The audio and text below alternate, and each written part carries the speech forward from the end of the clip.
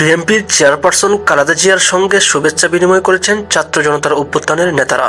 সশস্ত্র বাহিনী দিবস উপলক্ষে গত বৃহস্পতিবার ঢাকা সেনানিবাসের সেনাকুঞ্জে আয়োজিত সংবর্ধনা অনুষ্ঠানে তারা খালেদা জিয়ার সঙ্গে দেখা করেন। ওই দিন সন্ধ্যায় বৈষম্য বিরোধী ছাত্র আন্দোলনের ভেরিফাইড ফেসবুক পেজ থেকে খালেদা জিয়ার সঙ্গে গণ অভ্যুত্থানের অন্যতম প্রধান তিন নেতা এবং বর্তমান অন্তর্বর্তী সরকারের উপদেষ্টা মাহফুজ আলম, নাহিদ ইসলাম ও আসিফ মাহমুদ সজীব ভুঁইয়ার সাক্ষাতের ছবি সংবলিত ফটোকার্ডে প্রকাশ করা হয়। এই ফটোকার্ডের ছবির উপরে লেখা হয় সোনালী অতীত, গর্বিত ভবিষ্যৎ।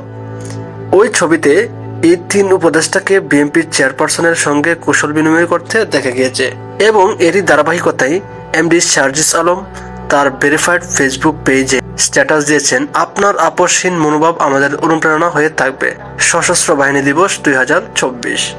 ও সাবেক সমন্বয় সার্জিস আলমও সেনাকুঞ্জের অনুষ্ঠানে খালেদা জিয়ার সঙ্গে কথা বলেন বৈষম্য বিরোধী ছাত্র আন্দোলনের আহ্বায়ক হাসনাত আবদুল্লাহ ও সাবেক সমন্বয়ক সার্জিস আলম।